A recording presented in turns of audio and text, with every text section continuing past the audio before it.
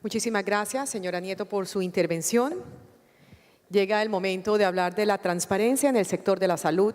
Invitamos al doctor Jairo Humberto Restrepo Sea, director del Grupo Economía de la Salud, GES.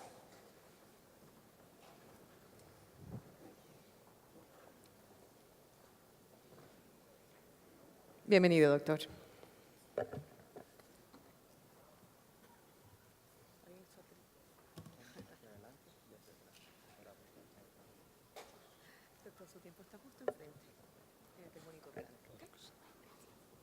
Muy buenas tardes, mil gracias de nuevo, doctor Arcila, por permitir tener este tema y, siendo el más importante, tener la oportunidad de hacerlo justo para el cierre, para llevar unos mensajes y unos compromisos muy claros de este tema que definitivamente debe comprometer a todos los colombianos.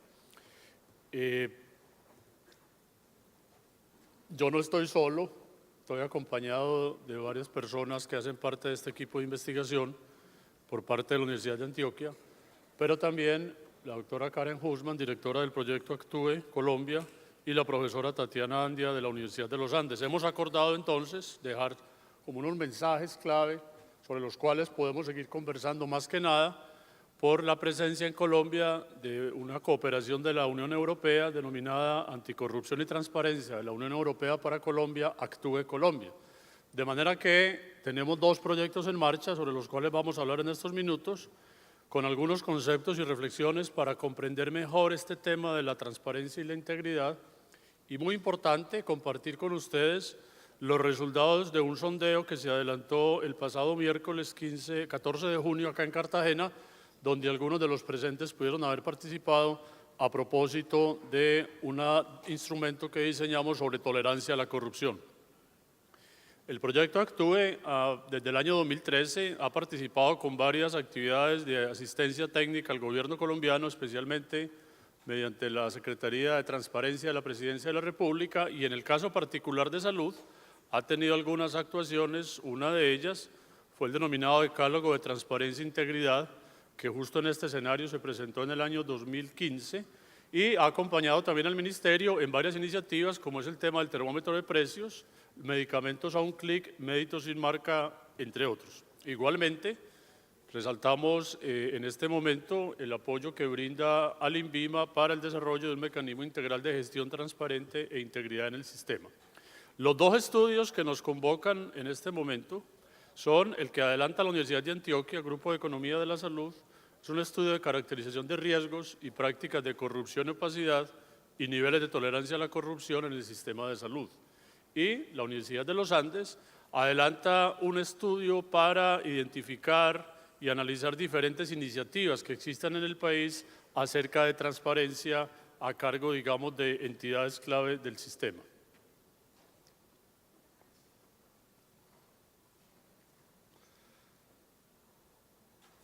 Muy bien, ¿cuál es el problema que a todos nos preocupa? Si uno hace un seguimiento a la prensa, tanto hablada como escrita, a los comentarios en varios recintos académicos, políticos, sin duda la corrupción se encuentra en el primer lugar de la agenda de los ciudadanos, tanto así que las encuestas que se han adelantado de opinión para medir un poco el pulso de los temas que deben ocupar la agenda de un próximo gobierno, este se encuentra en el primer lugar, y con razón.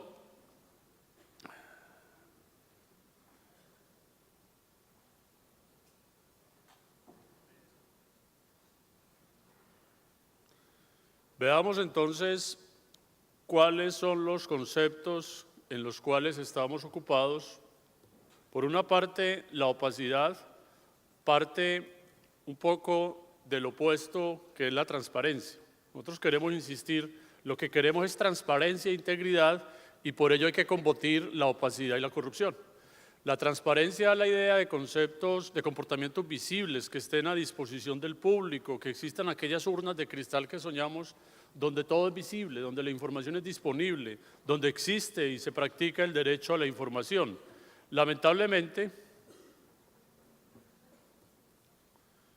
existe la opacidad como una forma de restarle visibilidad, nitidez, de no contar con la información necesaria o suficiente para la toma de decisiones, de no poner ante el público la forma como se toman dichas decisiones y, muy importante, la forma como rendimos cuentas ante el público.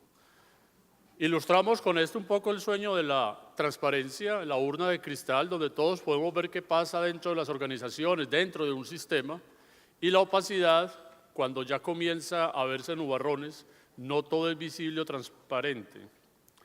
Yo quisiera, a manera de ejemplo, diciendo que la transparencia empieza por casa. Quisiera ser muy autocrítico y decir que la academia, que los técnicos, tenemos una enorme responsabilidad ante este país para ayudar a reconocer los problemas reales y, muy importante, cómo orientar su, digamos, solución. Quienes me conocen desde hace años van a escuchar lo de siempre y sigo dispuesto a morir en el intento, pero tenemos que ser capaces de ilustrar de una manera muy clara, a la luz de la realidad del país, cómo es el tema del gasto en salud en Colombia y los asuntos relativos a la sostenibilidad financiera. Un tema que uno percibe de este foro, por ejemplo, es que queda la idea que en Colombia es necesario aumentar el gasto. Y puede ser que así sea, y necesariamente tendrá que aumentar en un escenario de largo plazo.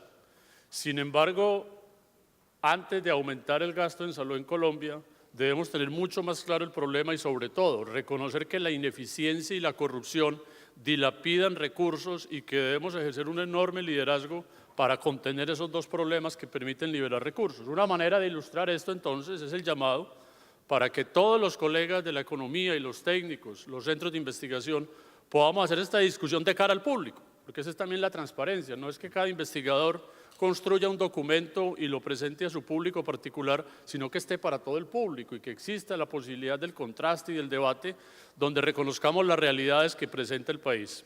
Por ejemplo, no debemos dejar de reconocer que Colombia ha aumentado significativamente el gasto en salud en los últimos años, gracias especialmente a un incremento del gasto del ingreso per cápita. El PIB per cápita colombiano se ha duplicado en estos 15 años y ello ha permitido, de hecho, ustedes ven la línea roja, que el gasto en salud, el gasto per cápita, de hecho, haya aumentado más que el ingreso per cápita. Ahora, en el tema de la corrupción, entonces, lo que queremos alcanzar es la integridad, un poco acogidos a la ética, a la moral, a los códigos de gobierno y de conducta. ¿Cómo podemos entonces comprometernos en este caso con el alcance de lo público? Lamentablemente, la corrupción entonces es una forma como se vulnera esto y en tal caso se refiere al mal uso del poder encomendado para obtener beneficios privados. ¿Qué tenemos en Colombia? Los indicadores que nos ofrece Transparencia Internacional, el índice de percepción de la corrupción, nos puede mostrar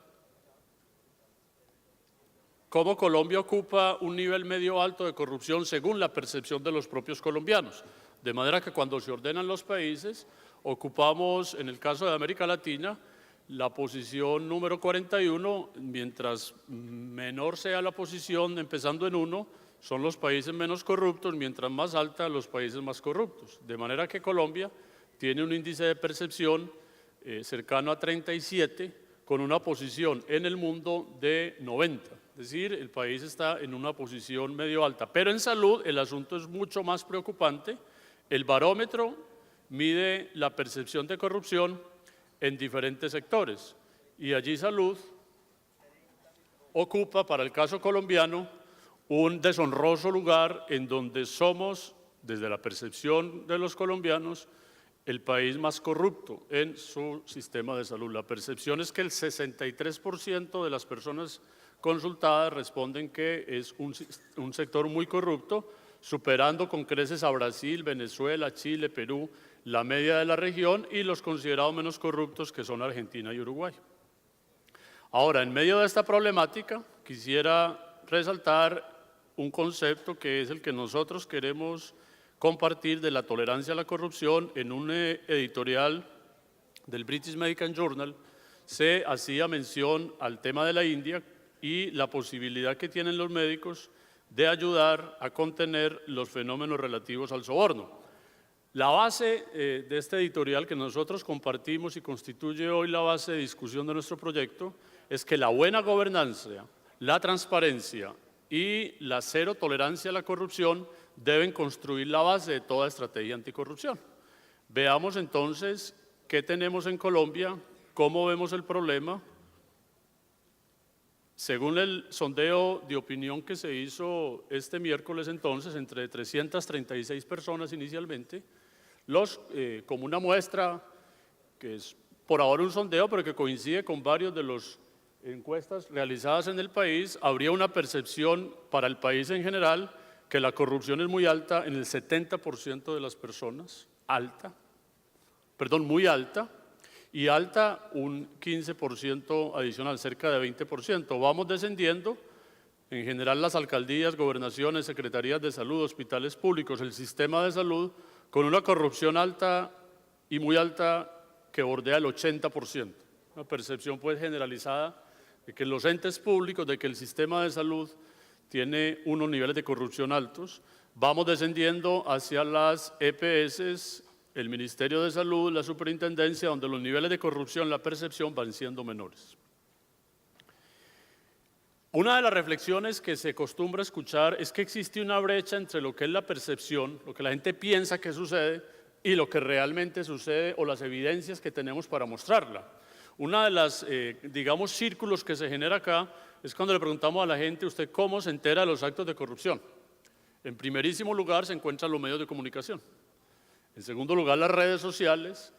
12% están los amigos o colegas que conocen de actos de corrupción y 9% por experiencia propia. Uno de los intereses también que queremos un poco llegar y aproximarnos a mediciones más exactas de cuánto realmente significa la corrupción y cuál es su impacto, pero lo que sí aparece claro es que en general este tema de la percepción se vuelve una bola de nieve.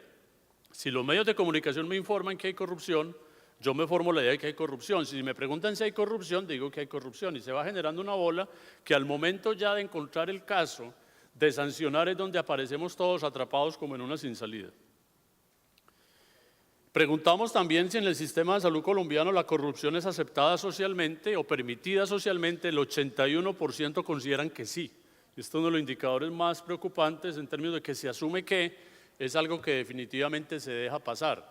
Ahora quiero que miremos lo que pudiéramos llamar unos pequeños experimentos en la medida en que nosotros en este sondeo construimos 3 casos que pueden ser, digamos, cotidianos. Veamos el primero, ¿me colaboran con el video? Una alcaldía contrata la vacunación de perros y gatos. De los 10.000 animales previstos, el contratista logra vacunar 9.500 animales. Sin embargo, el cobro inicial se mantiene para evitar demoras en los trámites. Entonces aquí viene, como dice la canción, ¿y usted qué haría? Le preguntamos a la persona, ese hecho, ¿cómo lo califica? ¿Es un acto corrupto y debe ser sancionado? ¿Es un acto corrupto pero se encuentra justificado a las circunstancias o no es un acto corrupto? Mientras cada uno responde en el tablerito que tienen a mano, veamos acá cuál fue la respuesta de nuestro sondeo. Es que el 88%… Una alcaldía contrata la vacunación de perros y gatos. De los 10.000 animales previstos, el contratista logra vacunar 9.500 animales. Sin embargo, el cobro inicial se mantiene para evitar demoras en los trámites. 88% no responden, es un acto de corrupción y debería ser castigado. El 9% considera que es un acto de corrupción pero está justificado. Y un 3% dice no es un acto de corrupción. Digamos que aquí existe una baja tolerancia a la corrupción. Un porcentaje pequeño de personas dejan pasar el caso diciendo que no merece ser castigado o definitivamente no es un acto de corrupción. Veamos el segundo caso.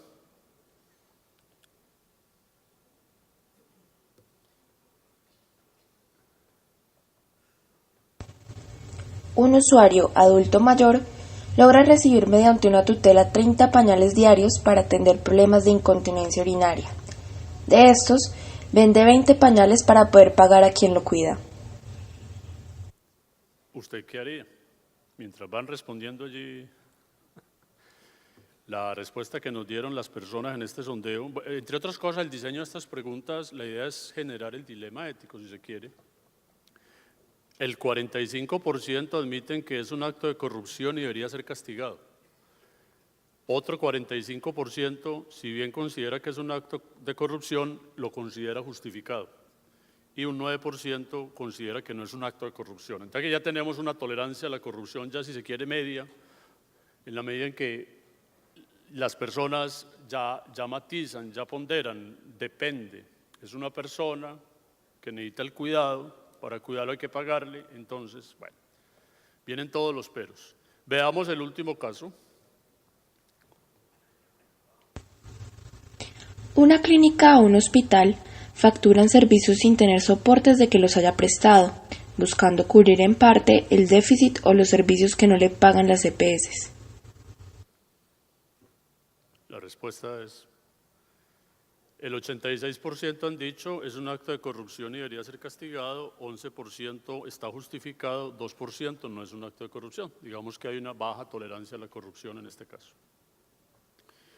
¿Cuáles son entonces los aportes que nosotros, como investigadores de la Universidad de Antioquia, de la Universidad de los Andes, podemos hacer?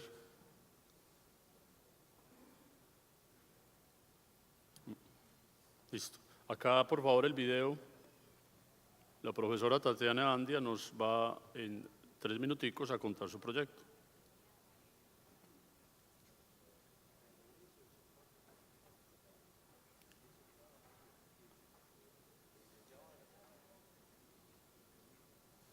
Como todos sabemos, el sistema de salud ha enfrentado desde hace tiempo cuestionamientos sobre la transparencia en la administración de los recursos. De un tiempo para acá, esta situación parece haberse complicado aún más y el sistema parece estar enfrentando una crisis de legitimidad. Basta con ver el porcentaje de la población que cree que la calidad de los servicios de salud está empeorando. Ese porcentaje ya alcanza o ha superado en los últimos años el 80%. Es en este contexto que no es sorprendente ver que más o menos desde 2010 ha habido una proliferación de las iniciativas de transparencia en el sector salud.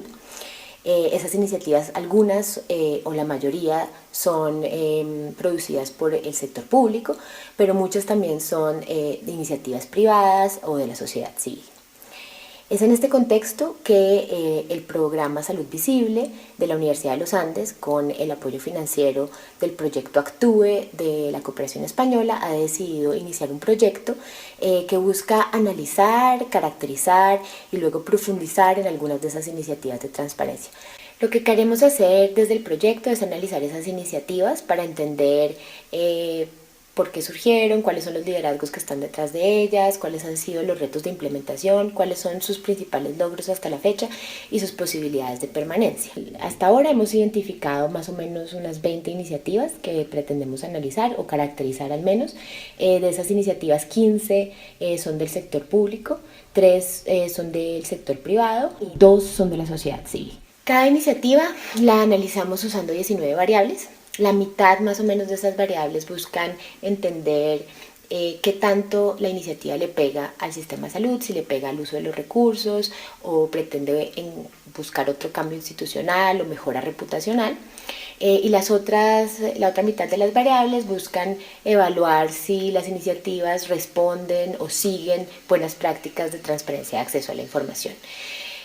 Con la valoración de cada variable terminamos teniendo un número o un número agregado para cada iniciativa y eso nos permitió construir un ranking. Lo que les voy a mostrar ahorita es exactamente eso, la primera versión de ese ranking de iniciativas en salud, de iniciativas de transparencia en salud.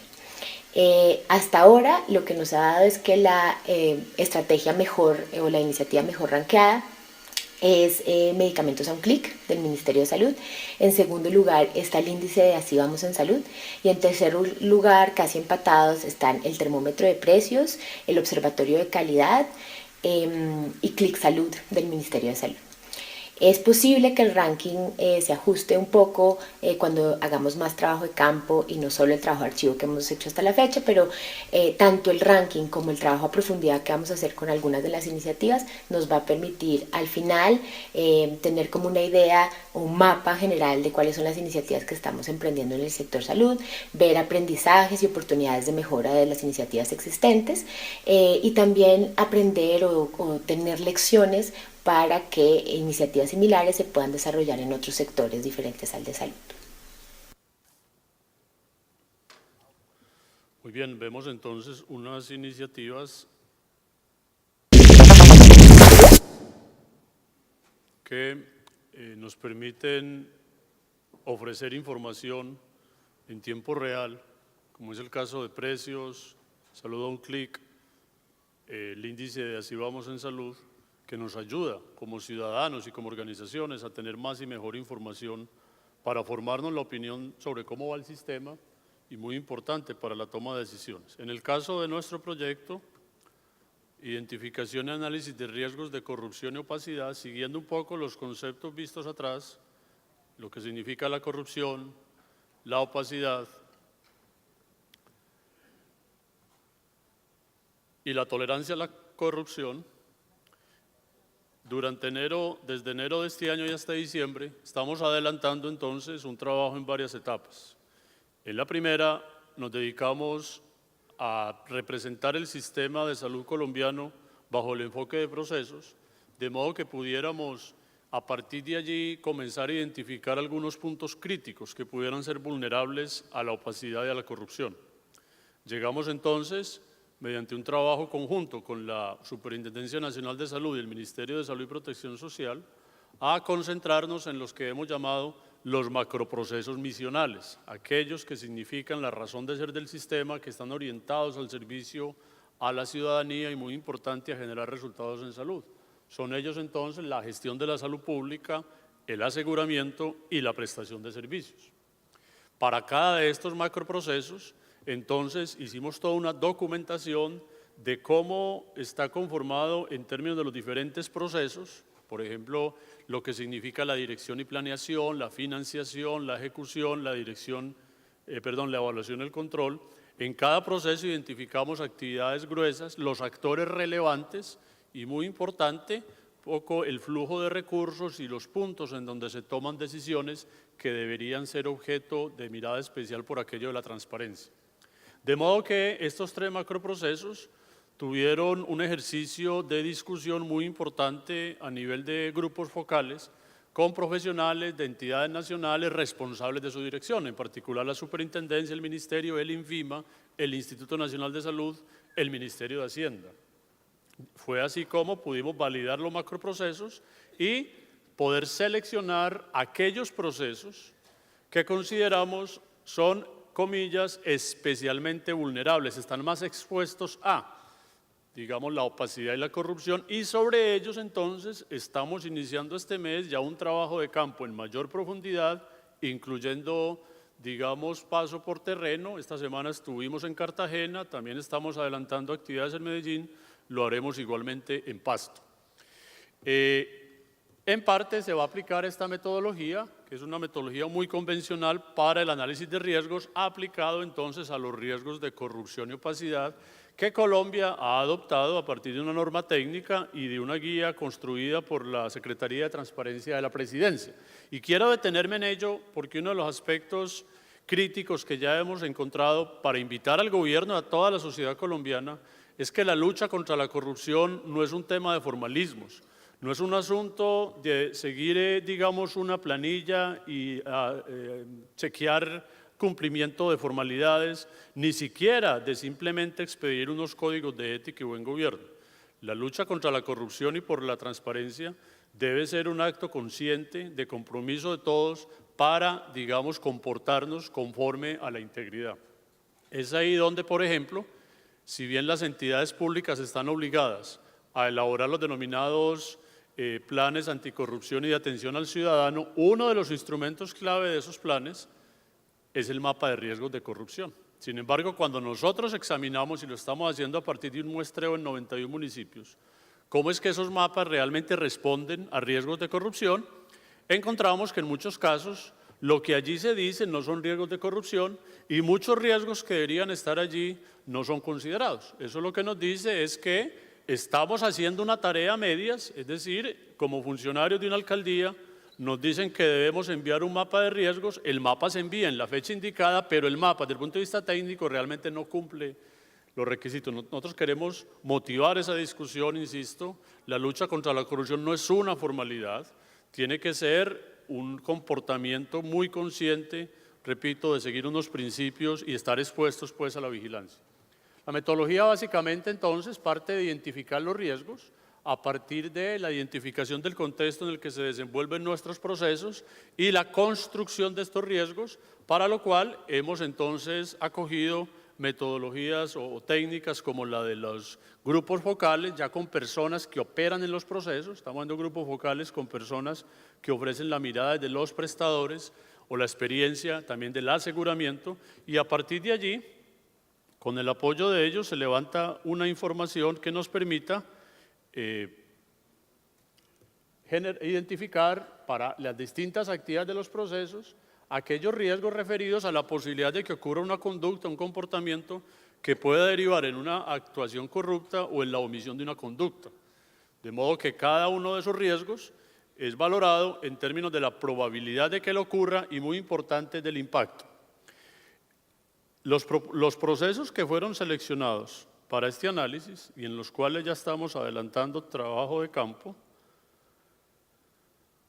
son los referentes, agrupamos 3 procesos, realmente son 4, en torno al aseguramiento y la prestación, como especialmente vulnerables en la medida en que allí se concentra, digamos, el uso, el flujo del recurso financiero. Allí existe relación entre múltiples actores y, muy importante, es allí donde estamos generando el servicio para los ciudadanos. Es lo referente entonces a la contratación para la prestación de servicios, la atención a las personas en términos de servicios de salud y la facturación, el cobro y el pago. Para cada uno de estos procesos entonces, durante estos 2 meses, estamos haciendo un levantamiento con actores clave relevantes que están allí en terreno trabajando para identificar esos riesgos. Igualmente, en salud pública tenemos el proceso referente a la ejecución de las intervenciones colectivas. Y entonces un punto de llegada es la famosa matriz o mapa de riesgos, donde vamos a llegar, este ya es un resultado pues final, simplemente a manera de ilustración, vamos a clasificar los riesgos del sistema. Quiero resaltar que este es uno de los retos que nosotros tenemos. Usualmente esta metodología se aplica dentro de cada entidad. Lo que nosotros estamos buscando es aplicarla para el sistema en su conjunto, de modo que sirva como un cierto tablero de gestión para ejercer el control. Entonces, ordenamos los riesgos según su impacto, desde bajo hasta catastrófico, y la probabilidad de que ocurra desde cercano a 0, muy poco probable de que ocurra, hasta muy probable o casi seguro que es cerca de 1. Las fuentes que estamos tomando son diversas. Además de una fuente muy cualitativa basada en los grupos focales y en las entrevistas en profundidad, hacemos seguimiento a prensa y vamos a consultar las bases de datos de organismos de control, muy especialmente la Contraloría General de la República y la Fiscalía, además de la Procuraduría. Este es un ejemplo entonces, un riesgo identificado ya en uno de los grupos, es brindar atención privilegiada o reducir los tiempos de espera para atender a algún familiar o conocido. Esto es valorado de manera distinta. Para actores de una EPS, el riesgo es bajo y la probabilidad de ocurrencia también es muy bajo, muy poco probable. Y para la IPS el riesgo es alto y la probabilidad, digamos, es mayor. Quiero resaltar, esta es una discusión que tenemos reservada para agosto, octubre, porque en un esquema como estos también se refiere la tolerancia a la corrupción. La metodología de riesgos dice, por ejemplo, que esta zona que allí tenemos amarilla es realmente verde, y en ese sentido no hay mucho de qué preocuparse. Como estamos hablando de un tema que no es el riesgo natural, no es un riesgo, aquí en este caso está asociado a comportamiento, nosotros, en la propuesta por principio, todo lo ponemos amarillo porque hablaríamos pues de tolerancia cero a la corrupción. Otro riesgo identificado es el pago de soborno en la contratación de servicios. Este aparece, por ejemplo, valorado por una EPS como catastrófico, pero de baja probabilidad de ocurrencia. Por una IPS es un riesgo alto y la probabilidad de que ocurra es también alta. Bueno, eso como punto de llegada, entonces, dando cumplimiento al tiempo, los mensajes finales, digamos, invitación a conocer este boletín que justamente le estamos llamando Integridad, Transparencia al Tablero. Ustedes recibieron las 3 primeras versiones, están disponibles en la web, nuestro sitio en Facebook, etcétera. Y del lado, digamos, de la recolección de iniciativas de transparencia que adelanta la Universidad de los Andes, con el ranking que nos propone la profesora Tatiana de 20 iniciativas, cómo se pueden colocar un cierto top, pues hay un reconocimiento de que en los últimos años ha aumentado el número de iniciativas.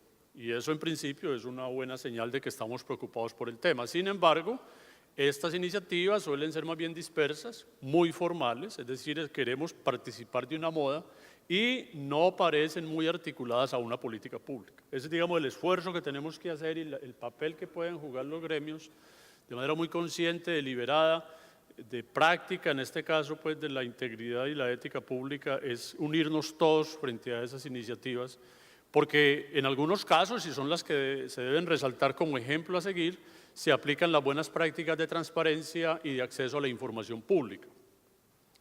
Estas iniciativas, considera el equipo de la Universidad de los Andes, merecen ser evaluadas en términos de su impacto, sistematizar las experiencias y, muy importante, tomar lecciones aprendidas. Del lado de los riesgos de la corrupción y la opacidad, pues la revisión que hemos hecho y las diferentes entrevistas nos muestran que la corrupción, o nos insisten, es un problema sistémico, estructural. De modo que frente a la percepción sobre una corrupción alta, no se tiene mucha información sobre la magnitud y el verdadero impacto del problema. La tolerancia da cuenta de dificultades para enfrentar el problema, pues se evidencian vínculos o las raíces en el sistema político, en la burocracia. Hemos dicho que más que una política anticorrupción, que siendo necesaria, lo que más puede ayudar a resolver este problema es preocuparnos por la gobernanza. Y en este caso del sistema de salud, cómo el sistema de salud está organizado para resolver las tensiones, para generar, digamos, la toma de decisiones con mayor participación, cómo mejorar la rendición de cuentas, que tampoco sea un mero acto formal. Por eso decimos que la buena gobernanza o el buen gobierno significan cero corrupción, y por eso el mensaje final que queremos dejar está en el videíto siguiente, para que lo compartan y que este tema no sea, digamos, algo muy consciente, cómo el país tiene que ocuparse por este tema, que pasa por resolver cosas como cómo designamos acá a los políticos, a partir de qué tipo de listas e iniciativas, cómo nombramos a un procurador o un contralor para que ejerza con independencia el tema de la vigilancia. Entonces, escuchemos el video y con ello nos despedimos. La gobernanza es un enfoque que propone la ampliación de la participación en la toma de decisiones, porque parte de reconocer que no existe un único actor capaz por sí solo de atender las necesidades y los problemas sociales.